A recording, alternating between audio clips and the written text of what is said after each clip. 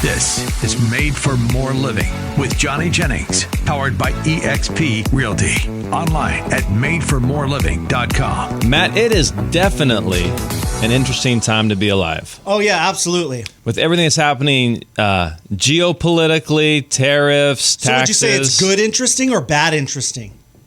I'll say we'll see. I mean, it could. Good answer. I think you know, what's happening is an interesting. I think it's very, very interesting as long as it doesn't get violent. You know, like I see some protests and stuff, and people getting violent. As long as countries don't start arming and fighting each other about over this type of stuff, I think this is a healthy, like, reset of the economy. That's my own 2 cents. But if it gets violent, then that, because here's where my mind instantly goes, is I have 2 little boys. Yeah. What happens in the next, 10, 15, 18 years could have a direct impact on them. Right. And so I'm just trying to figure that out. I mean, economically or even bigger picture than that? Economically, militarily, things like that. Well, I don't think anyone can doubt that we are pretty divisive. We're pretty divided as far as a country right now. Wouldn't you agree? Yeah.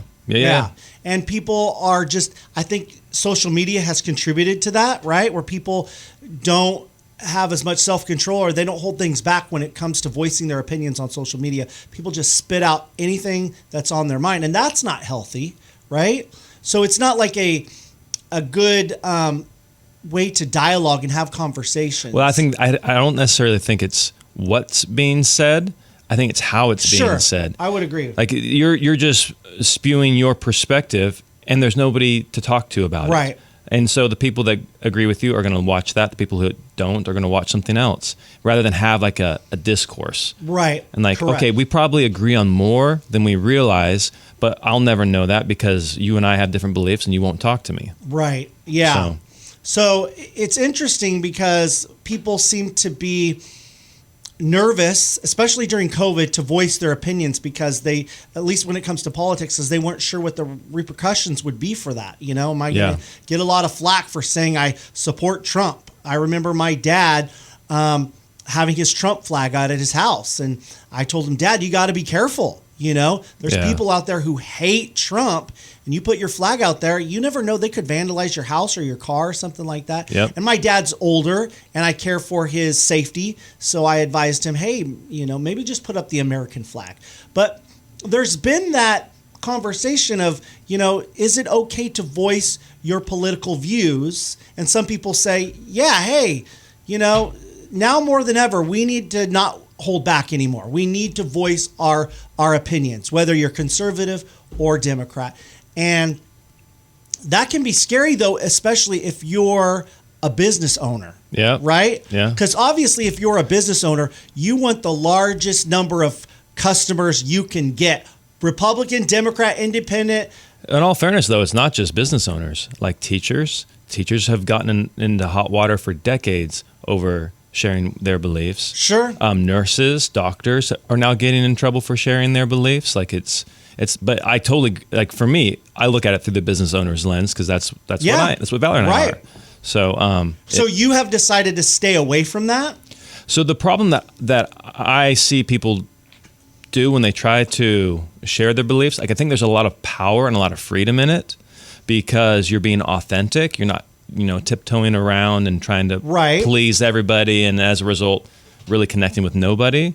But the thing that I haven't figured out how to do is how to communicate my beliefs in a way that is respectful and that isn't seen as because it's just instantly, if you disagree with somebody, it's almost considered hate speech. Right, correct. Because let's say you have a client who's a big supporter of Donald Trump, and you start having a conversation about how you agree with the job Joe Biden's been doing, or the other way around, where you have somebody who's a big Joe Biden fan, and they love the job that he's done, or they're a big Kamala Harris fan, and you talk about how you're proud of the way Trump's been handling immigration or whatever. People are really quick to take offense to that, and they think, well, you don't hold the same values, obviously, that I do, so I'm not going to trust you to sell my home. And it's interesting. We talked about this a months ago about this guy in Idaho who decided, you know what, I'm going to take a risk. I'm going to be extra boisterous on my political opinions. And he said, hey, I think this was in Idaho. If you're a Democrat, I'll pay to move you out of the state. And it worked for him. He got a lot of calls from not necessarily Democrats, but Republicans who like this guy. And so I think for a business owner, do you think it's worth the risk to be extra boisterous on where you stand politically, hoping to gain the enthusiasm and the attraction of those who share your values? Like, for instance, I look at Destiny Christian Church in Rockland, right? Yeah. Most of the time, churches try not to be political. Correct. They try to stay away from that from the pulpit. But Destiny, at one point, I think especially during COVID, they said, enough of this. We are not closing our doors. We are going to be more boisterous about supporting Donald Trump and those issues and not wearing masks and the vaccination issue. And Black Lives Matter. Right. Being more conservative. And they got some flack, but they got more attention as far as people agreeing with them and actually going. So their church has grown because of how vocal they decided to be on their convictions on those conservative values. So it's a question. What does a business owner do? I have not taken a stance on this because I haven't seen something that would really, at the end of the day, what you say and what is heard are often two very, very different things. Like Val and I have been married. We just celebrated. Oh shoot! It was just a couple days. It was recently. We got married in 13. It's 25, so 12. 12 years. We've been married 12 years, and still, I will say something, or she will say something, and I'll hear something completely different. Yeah. And that's like two people, regular communication, know each other better than anybody else does, and like we still miscommunicate. And so, is it a good idea? You really have to be committed to that. Again, I'm not 100% one way or the other. I think ultimately it probably is. It is what?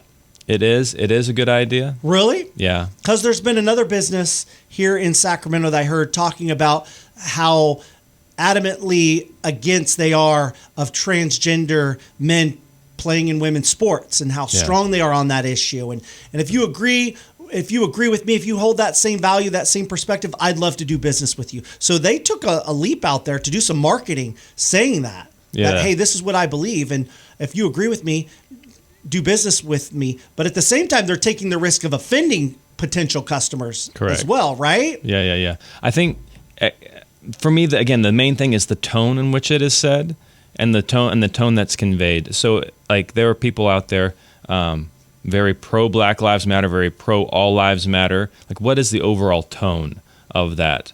Like is there room for improvement with the police? Is there room for understanding about the situation from the police officer's perspective, like doing that job day in and day out? Right. And so again, I think it's really important, the tone. Because at the end of the day, like what hill are you going to die on? Like what are your non-negotiables as a person? And so for somebody that may be the transgender issue. So for some people it might be the Black Lives issue. So for some people it may be tariffs. I don't know. Pro-life issue. That's a pretty big one. Or pro-life. But at the end of the day, for Valerie and I, what we want to do is we want to make sure that we are reflecting like Christ's love. Sure. And doing that more than anything else. So then what you're saying is no, you won't take that risk. You'd stay away from that. Well, just coming out and saying you're a Christian is going to offend some people and align with other people. Good point. Yeah. But for me, that's the hill that I'm more willing to die on than saying, hey, than tariffs or political, like Republican or Democrat. Like to me, that's not that important. Right. At the end of the day, like But they've used that as it's kind of like they're using it as a marketing strategy. Marketing strategy to find their tribe, to resonate with people, to say, hey, I stand with you on this issue. But that's not the hill that I'm interested in. Yeah, because planting my flag. In a sense, it's kind of like a gimmick, right? When you agree, where you're trying to be more authentic and genuine, and you don't need some kind of gimmick to try to promote yourself. Yeah, I wouldn't even like the guy in Idaho. That's kind of gimmicky. But again, it just comes down to like what really is important to you, and does that translate in how you treat people and in your messaging? And I think at the end of the day, that is what, like, to use the Christ example, there's billions of people who are followers of Christ, Republicans and Democrats, and I think it was more the message of Christ, what he did is more unifying than whether you're pro tariffs, anti tariffs, Right. pro whatever the issue may be. And so that, again, I'm not trying to be non-committal or too broad, but there's just right now Black Lives Matter. People were all in on that, and then it turned out things weren't the same as what people thought they were. Right. Like there was some fraud there. Were their intentions good? Maybe, but there was also some fraud there. And so I'm trying to pick something that is going to stand the test of time and has already withstood the test of Right. time, rather than something that's just the flavor of the day. Good point. I like that.